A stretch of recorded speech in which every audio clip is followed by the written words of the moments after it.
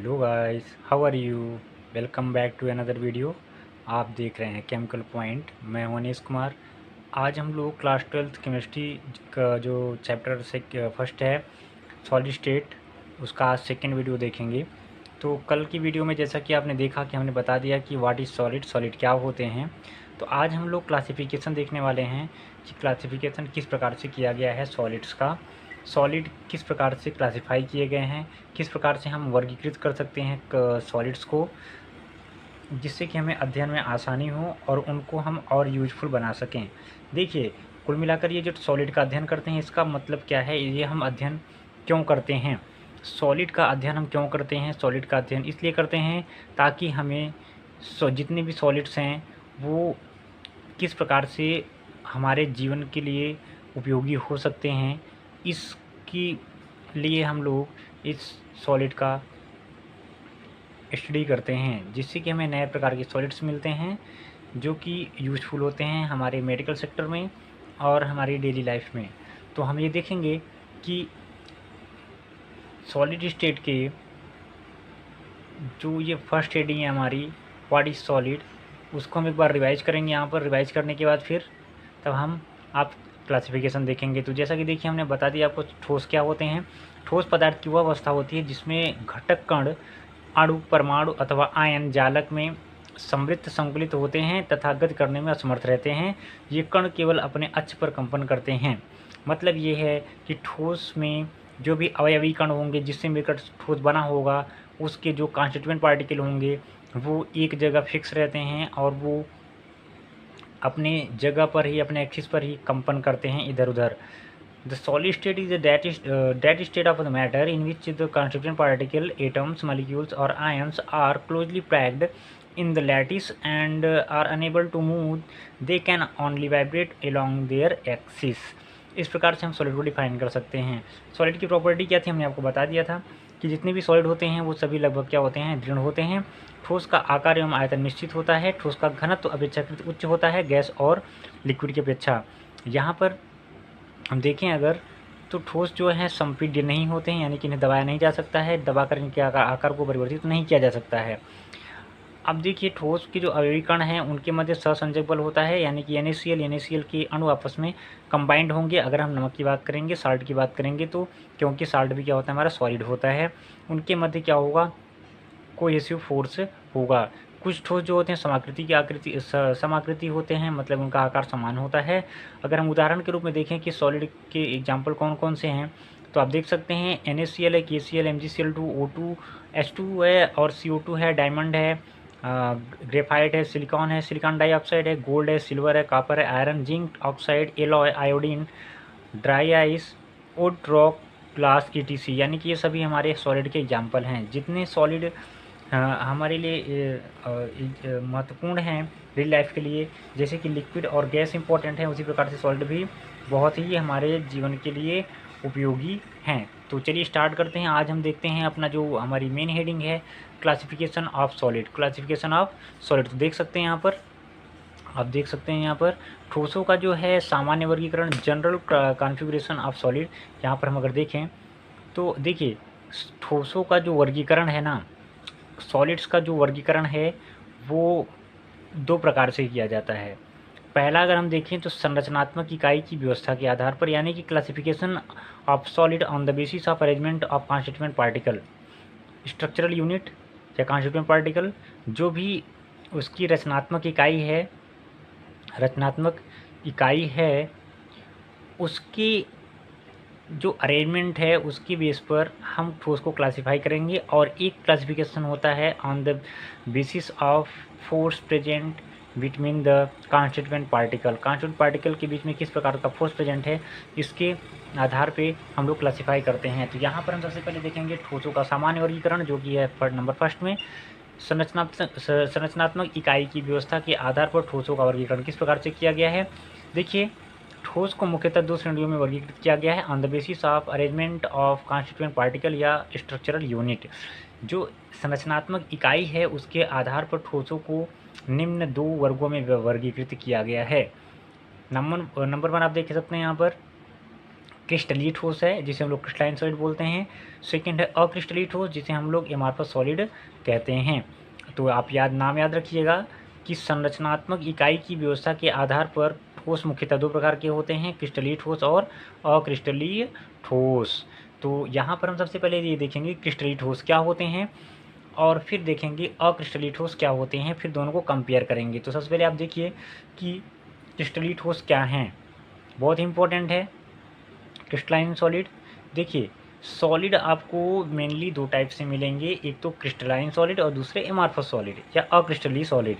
तो यहाँ पर अगर हम देखें क्रिस्टलीय सॉलिड क्या हैं, तो क्रिस्टलीय ठोस या क्रिस्टलाइन सॉलिड में अवयवी कण एक निश्चित प्रकार से व्यवस्थित रहते हैं। इस प्रकार की निश्चित व्यवस्था की पुनरावृत्ति होती है। इस प्रकार की व्यवस्था की पुनरावृत्ति के कारण क्रिस्टलीय ठोस के ज्यामितीय अभिविन्यास निश्चित होते हैं। फिर से देखिए आप, क्रिस्टलीय ठोस में अवयवी कण यानी कि जो क्रिस्टलाइन सॉलिड होंगे उनके जो अवयवी कण होंगे जिससे मिलकर वो बना होगा पूरा सॉलिड, एक निश्चित प्रकार से व्यवस्थित रहते हैं, यानी कि वेल मैनर्ड अरेंजमेंट होता है उनके पार्टिकल के बीच में, यानी कि एक मैनर तरीके से लगे होंगे, जिससे आप आगे अगर हम आपको स्ट्रक्चर दिखाएंगे तो वहाँ पे आपको समझ में आएगा। तो देखिए जो इस प्रकार की निश्चित व्यवस्था होती है वो बार बार रिपीट होती है। इस प्रकार की जो निश्चित व्यवस्था है उसकी पुनरावृत्ति होती है, रिपीटिशन होता है, और इस रिपीटिशन के कारण क्रिस्टलीय ठोस में ज्यामितीय अभिविन्यास निश्चित हो जाता है। मतलब ये है क्रिस्टलाइन सॉलिड जो होंगे उनके अवयवी कण बहुत ही सुव्यवस्थित होंगे और निश्चित क्रम में लगे होंगे, और वही निश्चित क्रम बार बार रिपीट होगा जिससे कि होल क्रिस्टल का फॉर्मेशन होगा। अगर हम देखें कि क्रिस्टलीय ठोस के लक्षण क्या क्या होते हैं, देखिए क्रिस्टलीय ठोस जो होंगे वो आपको बाहर से ही देख करके पता चल जाएगा कि किस प्रकार से क्रिस्टलीय ठोस होते हैं। आप उसको देख करके जो सॉलिड होंगे क्रिस्टलाइन सॉलिड और एमॉर्फस सॉलिड में आराम से आप डिफ्रेंशिएट कर सकते हैं कि किस प्रकार से क्रिस्टलाइन सॉलिड होगा और किस प्रकार से एमॉर्फस सॉलिड होगा। अगर हम देखें क्रिस्टलीय ठोस को हम किस प्रकार से पहचान सकते हैं कि क्रिस्टलीय ठोस क्या होंगे, देखिए क्रिस्टलीय ठोस जो होंगे ना वो एक्चुअल में कुछ कैरेक्टरिस्टिक रखेंगे, कुछ लक्षण रखेंगे जिसके आधार पे हम लोग ये बता सकते हैं कि ये सॉलिड जो है वो क्रिस्टलाइन सॉलिड है कि वो नॉन क्रिस्टलाइन सॉलिड या एमॉर्फस सॉलिड है। तो यहाँ पर देखिए सबसे पहले क्रिस्टलीय ठोस में घटक कणों की व्यवस्था अत्यंत सुव्यवस्थित होती है। सबसे इम्पोर्टेंट पोर्शन है ये। क्रिस्टलीय सॉलिड में जो भी कॉन्स्टिट्यूएंट पार्टिकल होंगे वो वेल मैनर्ड तरीके से लगे होंगे। अगर हम एक एग्जांपल लें कि कोई भी क्रिस्टलाइन सॉलिड है जो कि ए और बी से मिलकर बना है, किससे मिलकर बना है, ए और बी से मिलकर बना है। जब ए और बी से मिलकर बना है ये, यानी कि ए और बी, जैसे एन ए और सी एल मान लेते हैं ये, तो ये बार बार रिपीट होगा। ए के बाद बी आएगा, फिर ए के बाद बी आएगा, फिर ए के बाद बी आएगा, फिर ए के बाद बी आएगा, यानी कि यही जो पैटर्न है वो पूरे क्रिस्टल में पाया जाएगा। तो यही कहने का मतलब है कि क्रिस्टलीय ठोस में घटक कणों यानी कि कॉन्स्टिट्यूएंट पार्टिकल की व्यवस्था क्या होती है, अत्यंत सुव्यवस्थित होती है, वेल अरेंज्ड होती है। क्रिस्टलीय ठोसों में संपूर्ण क्रिस्टल में त्रियामी व्यवस्था यानी कि 3 डायमेंशनल होता है। आप लोग 2D और 3D का नाम सुने होंगे, तो इससे जो 3 आयामी है इसे हम लोग 3D कहेंगे, यानी कि जो उसके कॉन्स्टिट्यूएंट पार्टिकल होंगे वो आपको जब आपस में वो अटैच हो जाएंगे तो एक्चुअल में आपको 3D स्ट्रक्चर देखने को मिलेगा। 3D स्ट्रक्चर किस प्रकार से होगा आगे हम देखेंगे कि किस प्रकार की व्यवस्थाएं पाई जाती हैं इसमें। तो आप इतना जानिए अभी कि क्रिस्टलीय ठोसों में संपूर्ण क्रिस्टल में 3D व्यवस्था होती है, यानी कि वो 2D नहीं होगा, 3D होगा। 3D का मतलब जिसमें कि 3 दिशाएं हों और 2D का मतलब जिसमें केवल 2 दिशाएं हों। अगर आप देखें कि क्रिस्टलीय ठोसों का जो गलनांक होगा वो तीक्ष्ण होता है, बहुत इंपॉर्टेंट चीज़ है ये कि क्रिस्टलीय ठोस जो होंगे उनका जो गलनांक है, गलनांक का मतलब क्या होता है आपको पता होगा कि ऐसा टेम्परेचर जिस पर कोई भी ठोस द्रव अवस्था में परिवर्तित होना प्रारंभ कर देता है उसे हम लोग गलनांक कहते हैं, यानी कि वह ताप जिस पर कोई भी ठोस द्रव अवस्था में बदलना प्रारंभ कर देता है उसे हम लोग गलनांक कहते हैं। तो क्रिस्टलीय ठोसों का जो गलनांक होगा वो शार्प होगा। शार्प का मतलब निश्चित होगा। अगर वो 30 डिग्री सेल्सियस या 60 डिग्री सेल्सियस या 80 डिग्री सेल्सियस या 120 डिग्री सेल्सियस पर अगर वो पिघल रहा है तो वो कम ज़्यादा नहीं होगा, यानी कि 120 है तो 120 पर ही वो क्या हो जाएगा, पूरा मेल्ट हो जाएगा। इस प्रकार से ये जो गलनांक होगा वो तीक्ष्ण होगा, यानी कि वो रेंज में नहीं पाया जाएगा। वो किस प्रकार से होगा, तीक्ष्ण होगा, शार्प होगा। 130 तो 130। अगर हम देखें नेक्स्ट, क्रिस्टलीय ठोसों की जो संगलन ऊर्जा है, हीट ऑफ फ्यूजन, वो निश्चित होती है। यानी कि देखिए संगलन ऊर्जा क्या होती है, संगलन ऊर्जा या संगलन ऊष्मा क्या होती है, अगर अगर हम NaCl और NaCl को पास मिलाएं तो वो आपस में फ्यूज हो जाएंगे, तो उससे जो हीट निकलेगी उसी को हम लोग क्या बोलेंगे, हीट ऑफ फ्यूजन या हीट ऑफ फॉर्मेशन बोलेंगे उसे। तो ये क्रिस्टलीय ठोस जो होते हैं उनका ये हीट ऑफ फ्यूजन वो निश्चित होता है। अगर हम नेक्स्ट देखें तो क्रिस्टलीय ठोसों की जो गलित अवस्था को ठंडा करने पर वो इस प्रकार के ठोस मूल अभिविन्यास को पुनः प्राप्त करते हैं। देखिए ऐसा है कि अगर क्रिस्टलीय ठोस को आप क्या करोगे, गला दोगे, यानी कि उसे मेल्ट कर दोगे और उसे फिर से ठंडा करोगे तो वो अपना स्ट्रक्चर पुनः प्राप्त कर लेते हैं। जैसे अगर हम एग्जांपल दें आपको, अगर आइस है, आइस को आप क्या कर दीजिए, मेल्ट कर दीजिए। मेल्ट करने के बाद वो किस में बदल जाएगा, वाटर में बदल जाएगा। वाटर में बदलने के बाद उसे आप फिर से ठंडा करेंगे तो फिर से वो होल क्रिस्टल अपना स्ट्रक्चर प्राप्त कर लेगा। वही कहने का मतलब है क्रिस्टलीय ठोसों में कि जो गलित अवस्था को ठंडा करने पर, अगर हम कोई भी ठोस है वो गलित अवस्था में है, अगर उसे हम ठंडा करेंगे तो वो आप पुनः से अपने मूल अभिविन्यास को प्राप्त कर लेता है। ये बहुत इंपॉर्टेंट है।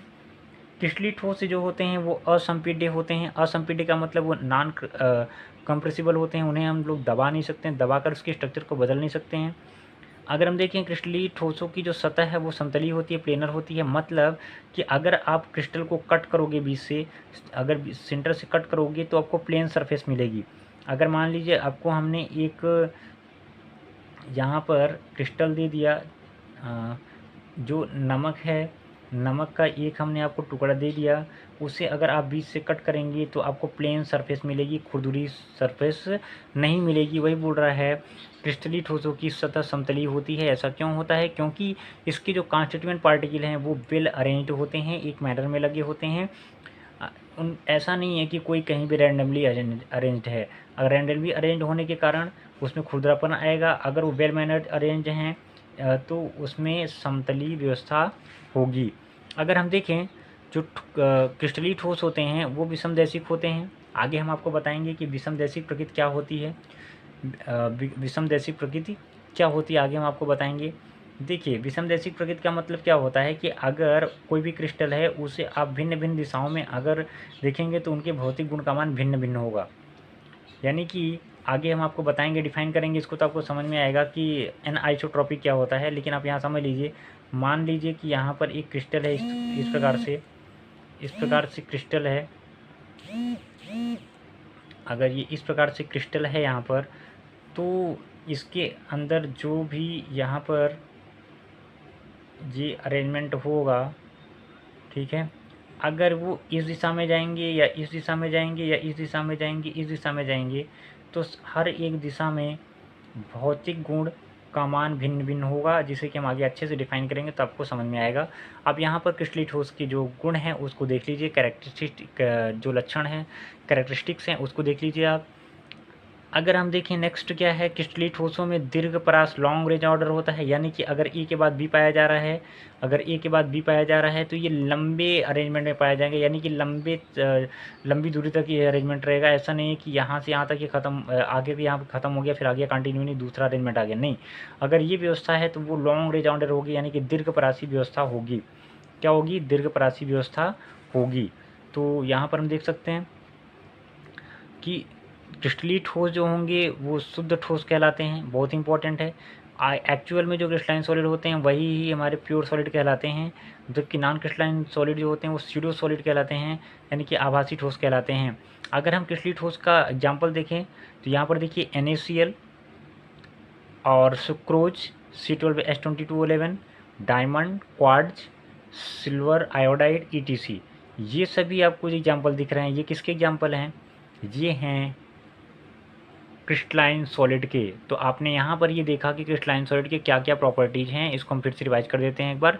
देखिए क्रिस्टलाइन सॉलिड किसे कहते हैं, क्रिस्टलाइन सॉलिड हम लोग देखिए संरचनात्मक इकाई की व्यवस्था के आधार पर जो सॉलिड होते हैं उनको दो पार्ट में डिवाइड किया गया, क्रिस्टलाइन और एमॉर्फस सॉलिड। तो यहाँ पे क्रिस्टलाइन सॉलिड किसे कहा जाए, क्रिस्टलीय ठोस में जो अवयवी कण होंगे वो निश्चित प्रकार से व्यवस्थित रहते हैं और इस प्रकार की निश्चित व्यवस्था की पुनरावृत्ति होती, रिपीटिशन होता है और इस प्रकार की व्यवस्था की रिपीटिशन के कारण क्रिस्टलीय ठोस की जो ज्यामितीय आकृति होती है वो निश्चित होती है।